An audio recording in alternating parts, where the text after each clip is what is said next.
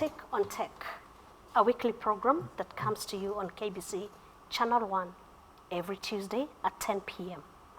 In today's program, we are going to be looking into understanding what a digital ID is. And here, we are not talking about Huduma number. We just want to understand what a digital ID is, whether you already possess one, whether there are challenges associated with having a digital ID, and many other issues about digital ID. To help us discuss these issues, we have a panel of experts, and on my far left, we have Francis Monyango. Francis Monyango is a public policy executive at Oxygen MCL. He will be assisted by Wenena Mungai from Safe Africa, safehouse.africa, and is the project lead. And next, we have Ebert Johannes, who is a co-founder of Gravity, and Gravity is a decentralized identity company. So in essence, we have people who will help us unpackage these issues. Karibuni sana. Thank you very much. So to start us off, Johannes, what exactly is a digital identity? So a digital identity basically means that if you have one, there's data that is digitally verifiable about you. And usually someone would want to verify this data about you in order to give you access to a service. For example, if you register for a SIM card, the telecommunications provider will check and verify your name and your date of birth somewhere, in this case in the government identity database. But really digital identities are everywhere. So it's all your social media accounts are in a way digital identities. They have an identifier and a ton of data attached to it. Depending on how systems build, also a driver's license and so on and so forth. So every time there's digitally verifiable data about you, you have a digital ID. So does that mean that we have different digital IDs in the different places that we have registered electronically? That is correct. And so there are many already, but some of course are more important than others. So in order to create some of these identities, like the identity with my telephone provider, I need a government identity. So these identities, they are more important because then other services are layered on top of them. So if we digitize the ones at the bottom, there are certain things we have to take into account to make them safe. And for others, these aspects are less important. Also, other things on digital IDs, you can create one without knowing that you're creating one by logging in, using your email or using social media.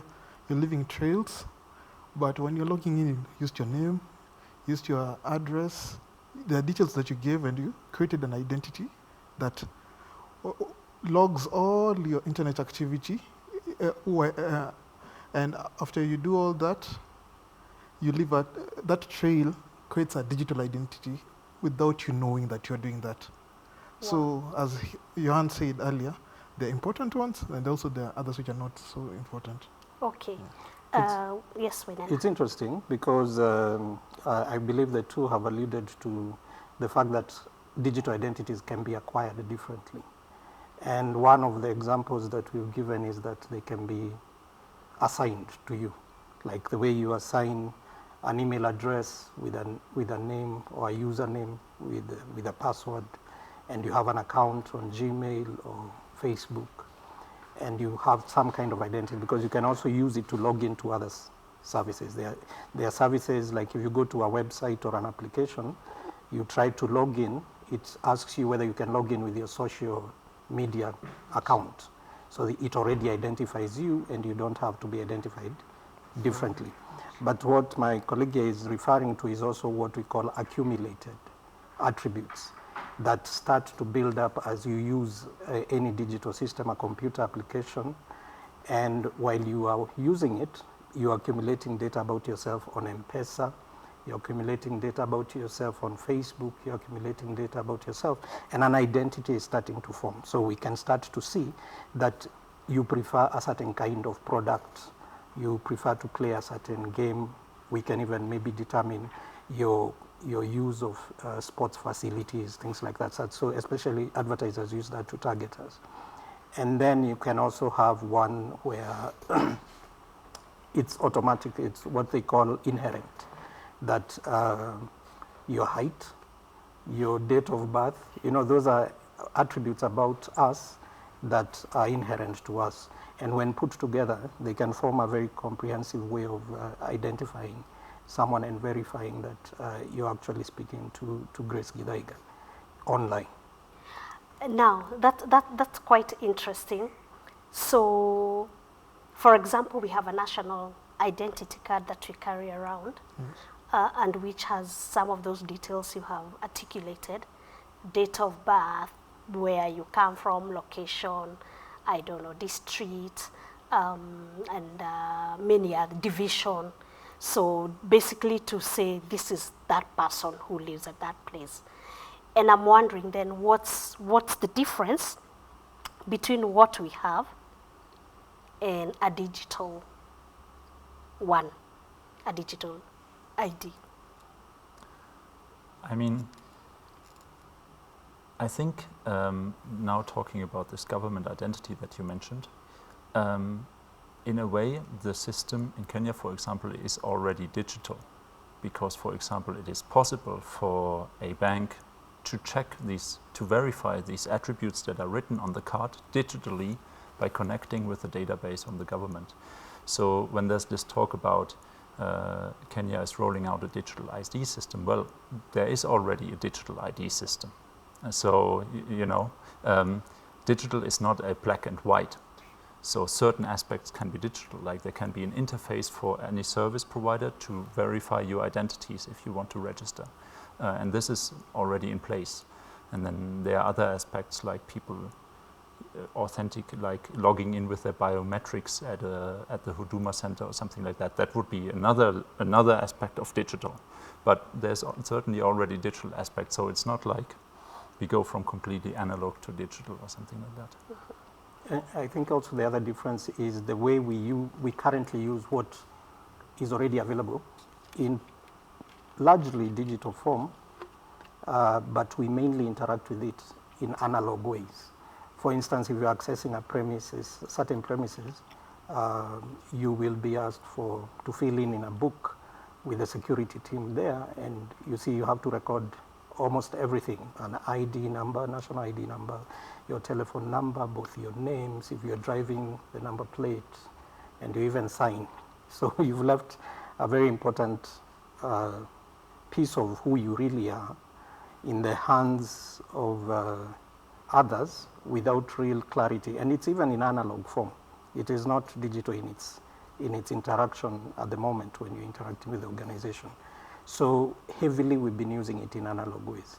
In fact, we usually are used to, when you ask for your national ID, you pull it out and you show it. And there's usually, previously there wasn't quick ways to verify digitally.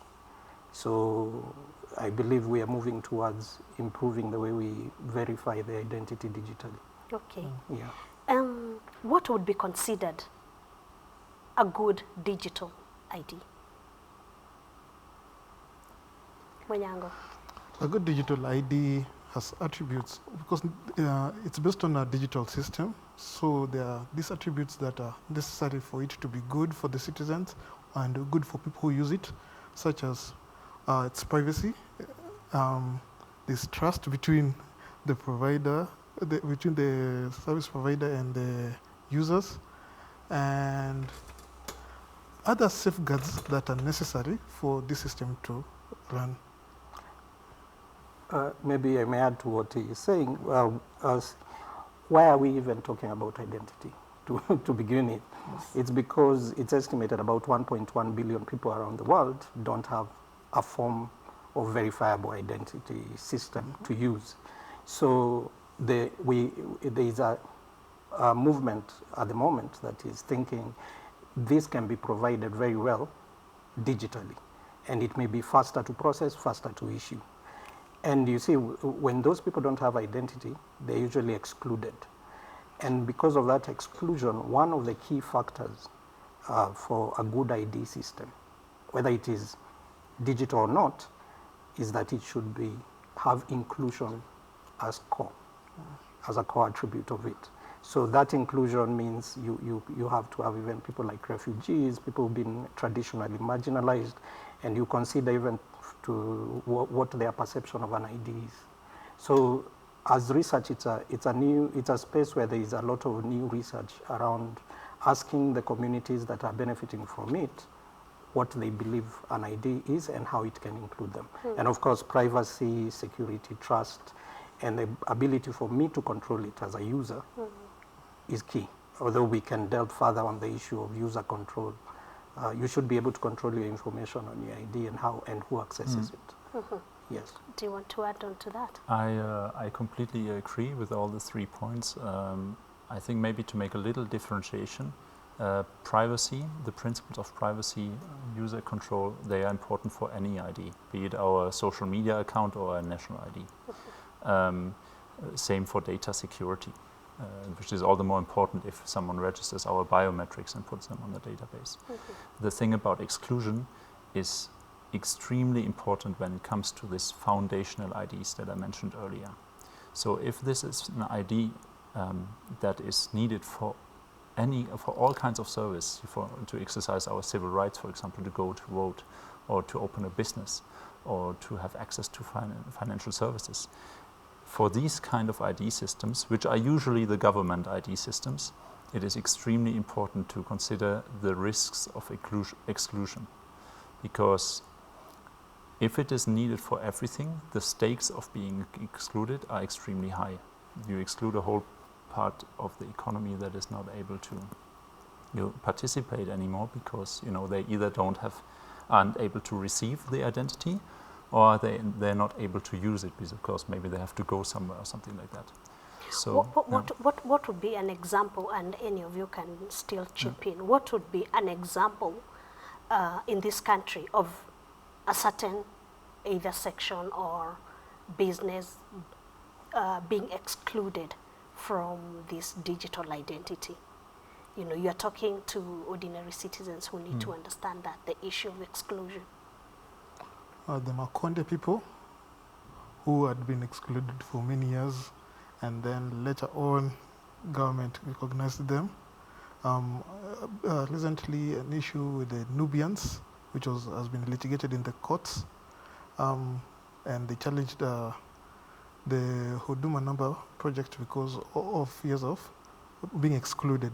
So on exclusion, there are these communities that have been marginalized for long, and they have the fear, which is justified, that upon adoption of a new identification system, it will just rubber stamp the exclusion that they've been facing before.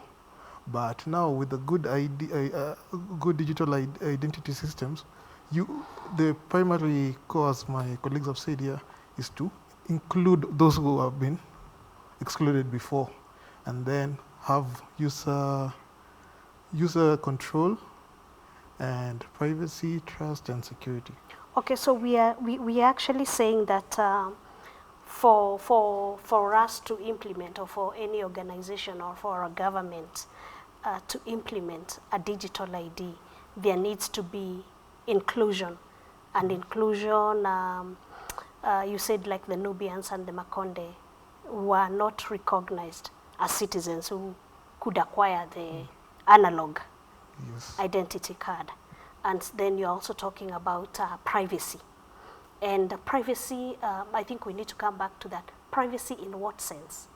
Is it, like I go to my house and I don't need anyone to come and open the door. There's also the issue of security. What sort of security are we talking about here? And you can pick, you can actually articulate what security is all about. So let me explain the difference between privacy and security. Privacy and data protection is about an individual's controls on how their personal information will be used by an entity that is collecting it or processing it. This entity may be private or public.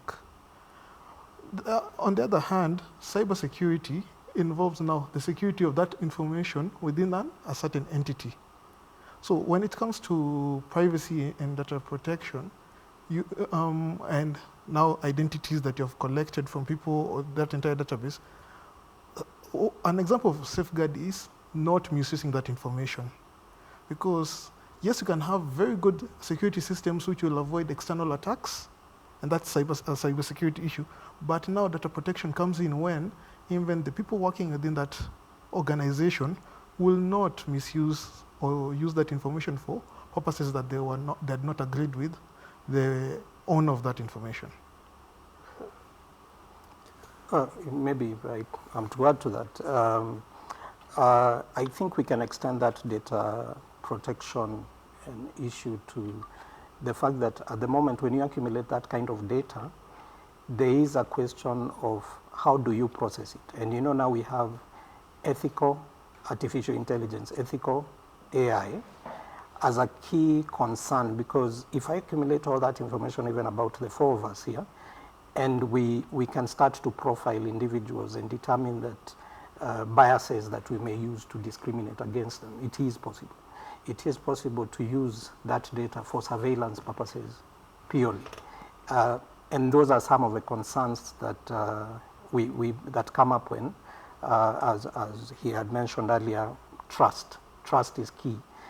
So it has to be set up in a way that there is trust, and the way that data is used is ethically, even in the way it is processed, not only in the way it is kept, that it is safe from people using it, but even the way you process it to determine what purpose are you trying to achieve. Is it to exclude others? Is it to profile certain people and predetermine that these ones are more prone to what? Something, even if it is an illness. And that would lead to some kind of bias. So those ethical questions still remain, and they come on top of that as a layer of concern on what a good identity management system should have. Okay. Which is, and talking of an identity management system, that's actually what Huduma number is, identity management. It's Also it national manages. integrated identity management system. Okay. So it manages the identities and brings together different identities so that it's easily verifiable, and it's a go-to system. Okay. So nobody needs to keep my information elsewhere if they can just reference Huduma, for instance, or they can reference some of the other systems that have verified IDs. They don't need to keep private information on an individual if all they need to is to help them open the gate for you to use a service. So a service provider doesn't have to keep your identity information when there is an identity management system separate from them. Wow, quite interesting. Huh? I know you alluded to that in the beginning of the program, but because I want us to discuss that, can you please just give us examples of different digital IDs? Yeah, so well, there's the ones that are certainly digital, and these are the ones we use on the internet all the time. And this includes your Facebook account, your Google account, and you even use them as you would use an ID, because you use them as a login with Facebook or sign in with Google, the same way you use your ID card to get into a building. So it's a real identity that has been created that gives you access to other services. Then your phone number, for example, is also an identifier. Okay, it's something that people use to refer to you, to reach out to you, and it has certain data points attached to you. So this is something that is not yet very often used to access another service, but there is a lot of discussion about how these mobile operators have created billions of identities, because a lot of people have mobile phones. So they now have identities, and people are like, why shouldn't they be able to use them in the same way they use their Google account to sign into a new service?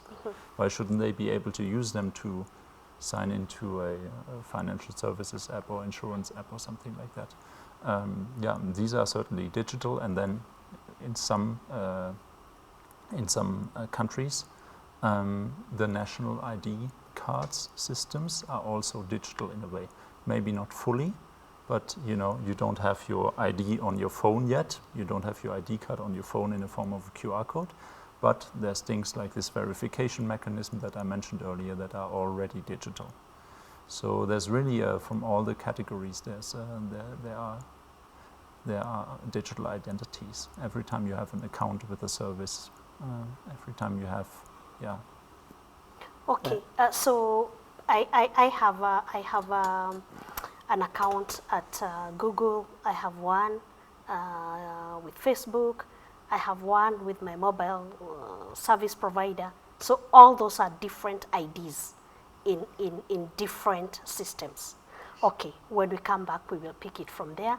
But we take a break, and you're watching Tech on Tech, a program that breaks down tech issues and allows you to understand how they relate to you in your ordinary lives.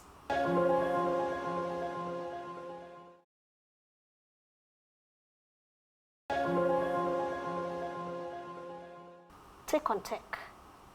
We are back and we continue. Before we took a break, we were looking at the different examples of digital ID. And I am just wondering, if I have all those IDs in different places, then who owns my digital ID? Manyango, who owns my digital ID? If it is Google has one, Facebook has one, my mobile service provider has one, who owns a person's digital ID? I think it's important that we realize that there is no one digital ID. The togetherness of all these digital IDs are basically your 360 digital ID. But every service you interact with necessarily has some information about you, and be it only a record that you exist and that you are a client or something like that. So the question maybe should be framed around that: who owns these respective digital identities that are. And who owns them? Maybe to look at it even in another way. And I think the concern even comes in when you interact with a doctor and you have a medical history and a prescription with diagnosis, and usually when you go to the next doctor, you don't have it. It sits at the doctor's office and you usually don't have control. Unless maybe you make a referral, you're being sent on referral and they do a summary, send you with a whole file, something like that. But even with such medical information, which can, when put together in electronic form in a sort of electronic wallet, it's what has traditionally been called electronic medical registers or such health registers. You can use it and move it to another doctor when you visit a different doctor, and they can see your medical history, but only you select which parts of it they see, and you share that kind of information so that you don't have certain realities of your health shared every time with every person. So in the same way, is because the question you asked us leads me to the user control issue that we had alluded to earlier, that we need to have ID systems having user control more and more, so that they are verifiable and even if they are also secure. So examples of those exist, but most of them, as you can tell from the way we've looked at the different forms of the way digital IDs are developed, we don't always have that control. We also don't always own fully, you can say own it. We don't have control over some use of that data in every case. But there are cases where some of the identity management systems have been designed in a way that they can never even ever share your information. So it's a free app you download, you sign up with your phone number, you even take a photo using your camera and it takes a photo of you. It doesn't ask you to upload a photo, you do that directly with the camera and it verifies you're a human being, asks you to say 3 different words and takes your voice, and then also you can add now your identity documents like your passport page, and it scans it and you have a verified ID that you can use. Such systems are available in the UK, for instance, where you have age check. They use it for age check, so young people can't have fake IDs to go into a nightclub, for instance.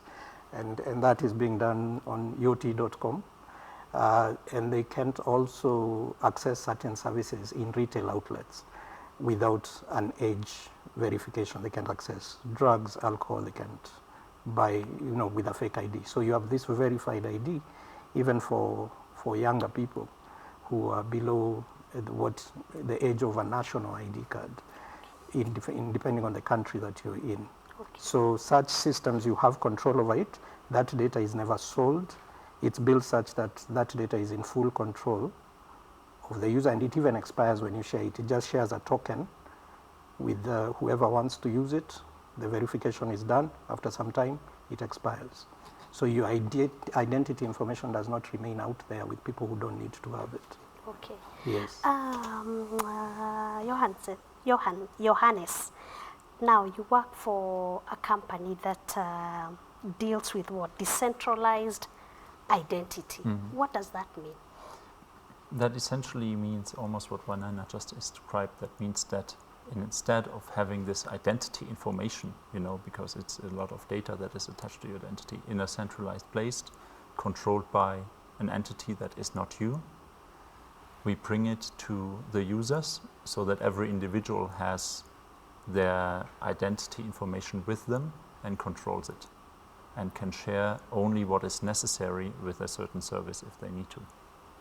And that is what decentralized identity essentially means. It means it's also called self-sovereign or user-controlled identity, which reflects more this user control that comes with it. Okay. Now, are there opportunities that a digital ID can unlock, say, for ordinary citizens?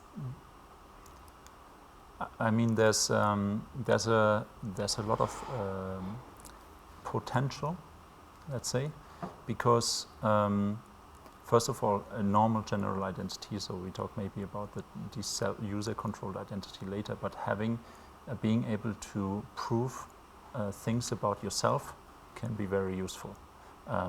It can give you access to payment network. You can receive money from all over the world, or just from, if you're in the village, from the city. If you have information regarding maybe your business transactions and your payment transactions, and you are willing to share it with a service provider, maybe that can give you access to a meaningful credit product or something like that. So there is, if the risks are mitigated correctly, there's a lot of potential in having digital identities also with a lot of information attached to them. Okay. Yeah. Wanana, do you want to add? Yes, there is a financial benefit, of course, access to credit, access to jobs, especially in a verifiable way. Because one of the challenges you have, let's say, people who work in the informal employment space, and I mean fundi, plumber, the laundry, people who do laundry on a daily basis, the temporary jobs. Many of them have the challenge of being identified, because we are aware, like the national ID system as it is right now has many flaws, because you will find people who have 2 copies of the ID, some who actually are alive but were successful in acquiring death certificates. We've heard of such cases. So they are alive but they have a new identity. So that's a flawed system. So when a new system is built and it's verifiable, it actually enables people to be verified, their identity, and be given jobs easier, or they can access jobs with a level of trust. So it builds trust when you're accessing services. But for the side, what is also beneficial to us as citizens from the point of view of, let's say, a government, is that there should be economic benefit of including more people in the activity of paying taxes, for instance, because that was one of the concerns we had, that when you bring everybody on board, every other person whose data is captured would have to pay taxes. But if you pay taxes, we are able to reduce the burden on the few. So such are some of the benefits. They may not be directly to me as a person, but they are beneficial across the economy. Okay, so there's that aspect of triangulating all this information from different places to to Yes. be able to verify that you qualify, say, for financial services. Now, Monyango, Wainaina has been talking about verifiable data and what can be done. So, in terms of data protection and how this data is used, what's your comment?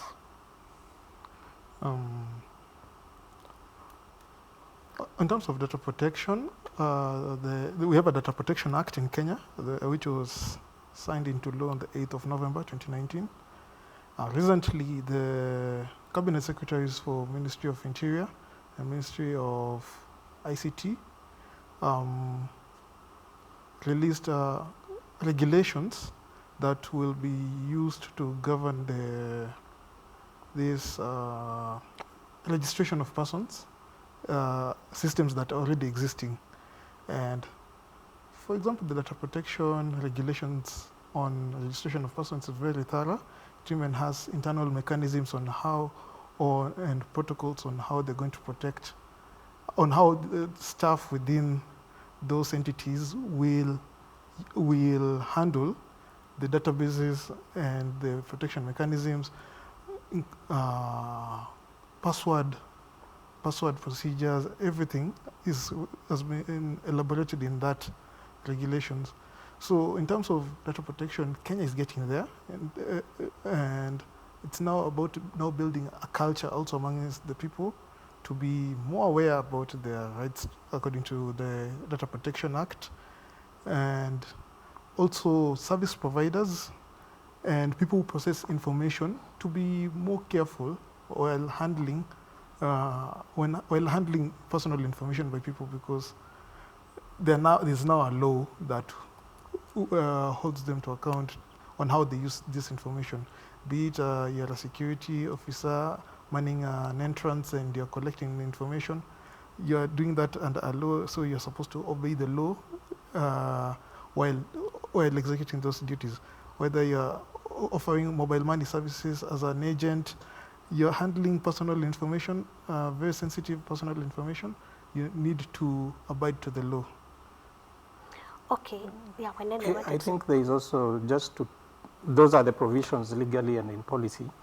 And there is a concern that I think the law would address, such as buildings that you go to that even require to take a picture of your face together with your thumbprint, and they're taking that data as if it needs to be mandatory to take all your digital information and store it. So the law should come into force in such cases where it's able to regulate cases like that, because people have had their rights violated, and because it's not explained, it's put forward as if it is mandatory, but there are no privacy guarantees, there is no data security guarantee that if you keep taking all that kind of data, that I am safe, and no level of surveillance will be included after I've exited the building.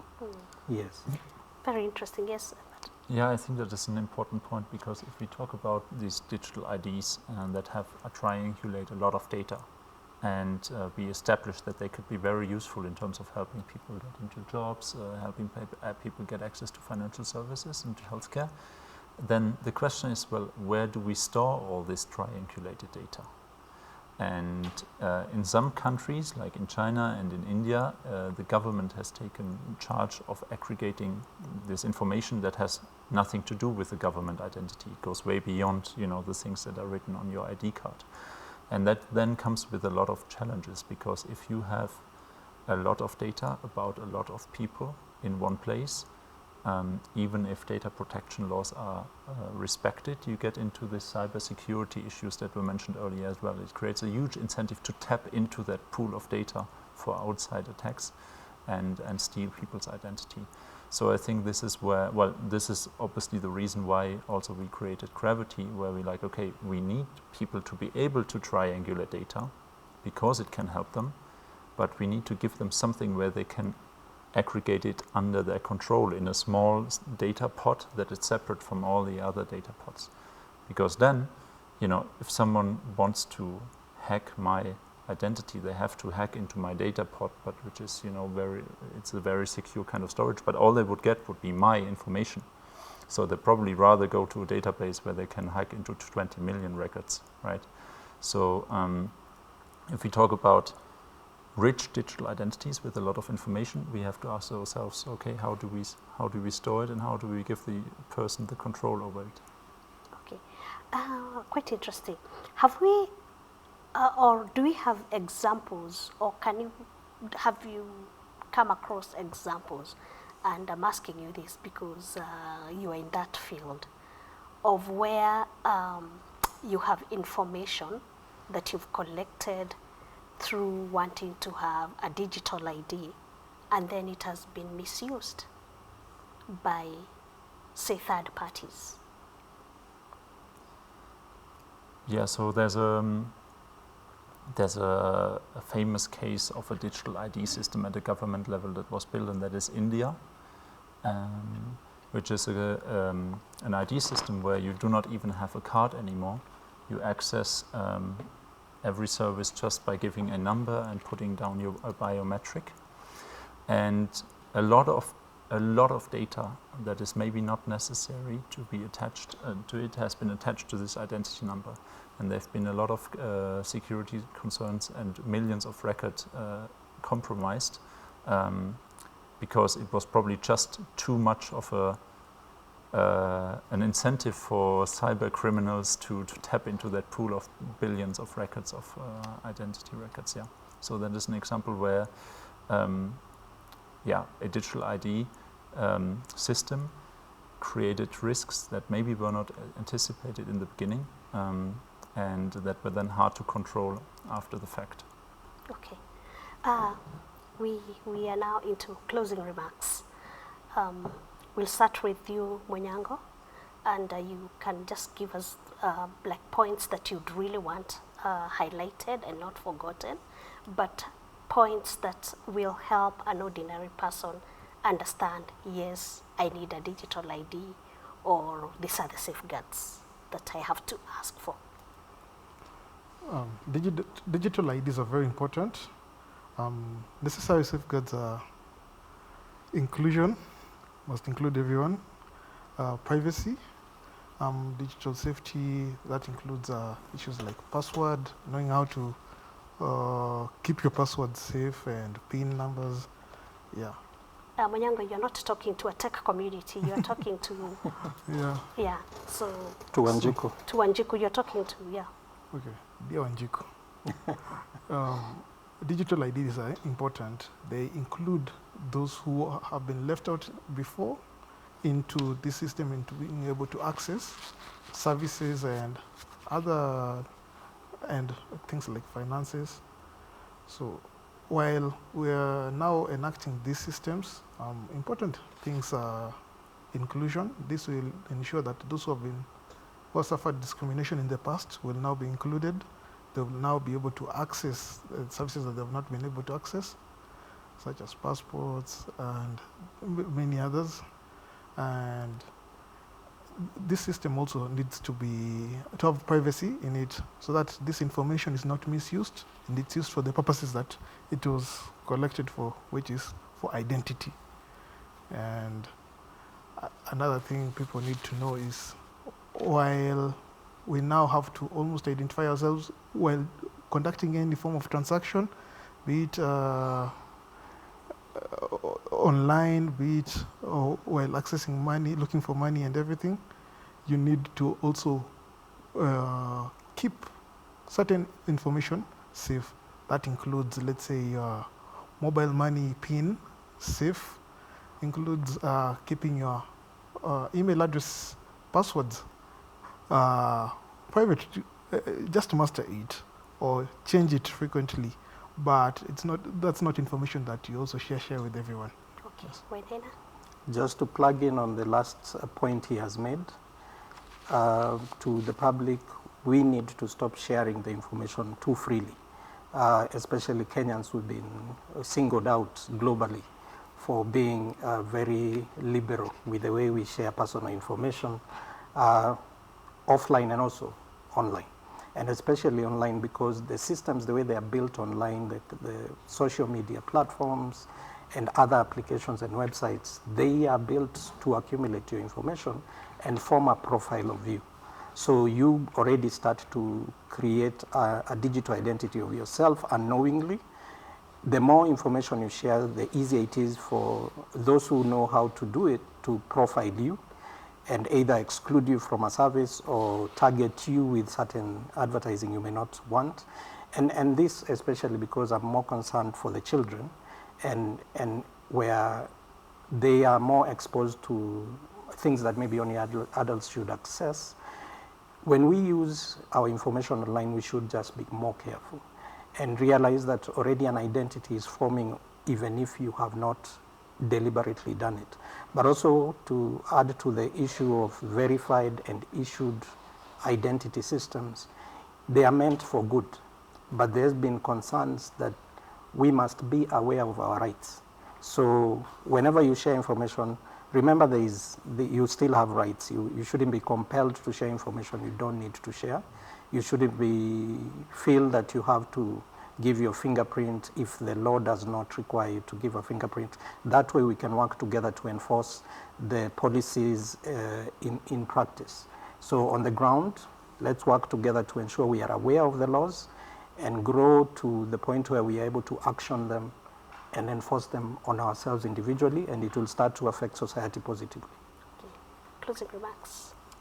I think I want to pick up on this this privacy and giving information freely. I think there's a big responsibility as well from the state, but also from the community of states, because the internet is something international, to help people to safeguard their data more and really try. Well, data protection laws are essential in anywhere where more and more transactions happen digitally, and these laws really should help people by also forcing service providers to keep only the minimum of data they really need.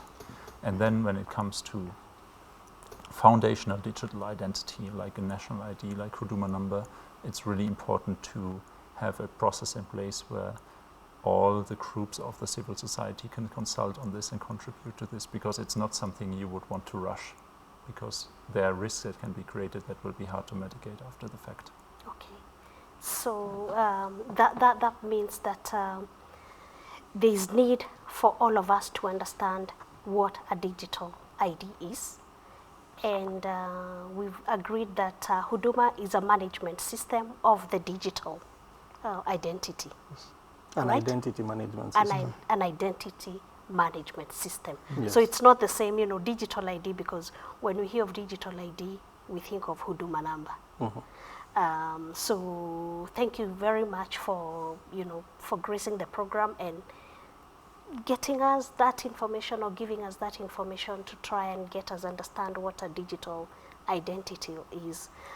And we do hope that if we need another program to still continue explaining and tell us the difference between a Huduma number and a real digital identity that allows us, to access finances, that will be available.